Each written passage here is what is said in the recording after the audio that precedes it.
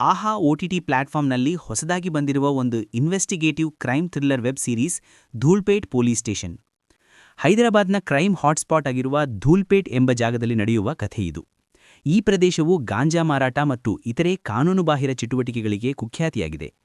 ಕಥೆಯ ಕೇಂದ್ರದಲ್ಲಿರುವವರು ಇನ್ಸ್ಪೆಕ್ಟರ್ ಅಶ್ವಿನ್ ಕುಮಾರ್ ಮತ್ತು ಅವರ ಸಹೋದ್ಯೋಗಿಗಳು. ಪ್ರತಿಯೊಬ್ಬ ಪೊಲೀಸ್ ಆಫೀಸರ್ ವಿಭಿನ್ನ ವ್ಯಕ್ತಿತ್ವ ಮತ್ತು ವಿಚಿತ್ರವಾದ ಕೆಲಸದ ಶೈಲಿಯನ್ನು ಹೊಂದಿದ್ದಾರೆ.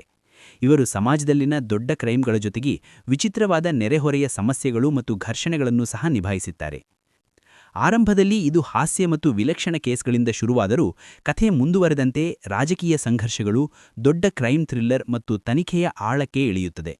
ಪೊಲೀಸರು ಆ ಪ್ರದೇಶದಲ್ಲಿ ಶಾಂತಿಯನ್ನು ತರಲು ಹೇಗೆ ಪ್ರಯತ್ನಿಸುತ್ತಾರೆ ಎಂಬುದೇ ಈ ಸರಣಿಯ ಮುಖ್ಯ ಜೀವಾಳ.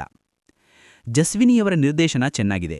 ಕಥೆಯನ್ನು ನಿಧಾನವಾಗಿ ಕಟ್ಟಿಕೊಡುತ್ತಾ ನಂತರ ಪ್ರತಿ ಎಪಿಸೋಡ್ನಲ್ಲೂ ಹೊಸ ತಿರುವುಗಳನ್ನು ಕೊಡುತ್ತಾ ಸಾಗಿಸುತ್ತಾರೆ.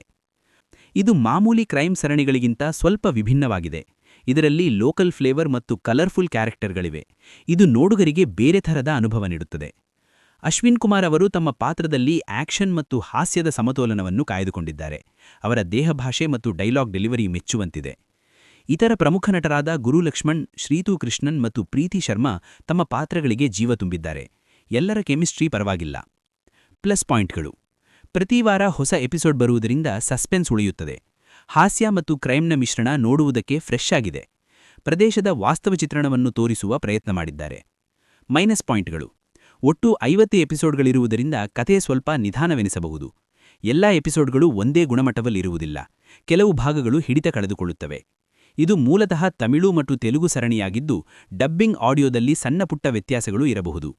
ನೀವು ಸಸ್ಪೆನ್ಸ್ ಮತ್ತು ಕ್ರೈಮ್ ಥ್ರಿಲ್ಲರ್ ಕಥೆಗಳನ್ನು ಇಷ್ಟಪಡುವವರಾಗಿದ್ದರೆ ಮತ್ತು ಲಾಂಗ್ ಫಾರ್ಮ್ಯಾಟ್ ಎಪಿಸೋಡಿಕ್ ಸರಣಿಯನ್ನು ನೋಡಲು ತಯಾರಿದ್ದರೆ ಧೂಲ್ಪೇಟ್ ಪೊಲೀಸ್ ಸ್ಟೇಷನ್ ಸರಣಿಯನ್ನು ಖಂಡಿತ ನೋಡಬಹುದು.